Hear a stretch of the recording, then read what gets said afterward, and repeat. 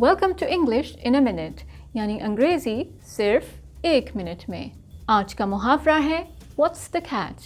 अगर एक वर्ब यानी फेल के तौर पर इस्तेमाल किया जाए तो कैच का मतलब है कुछ पकड़ना या थामना। You know that house I was looking at last week? Yes. Well, I checked this morning and the price went down from $200,000 to $75,000. Wow, that sounds great. But Jonathan, what's the catch? The owner said last week's rainstorm completely flooded the basement and first floor. So what's the catch का मतलब है कि कोई भी चीज़ या काम नामुमकिन हद तक गैर हकीकी महसूस हो। जैसे आप एक घर लेने जाएं, घर तो बहुत आलीशान हो लेकिन उसकी कीमत हज़ारों में हो, तो आप कहेंगे व्हाट्स द कैच, यानी दाल में कुछ काला है।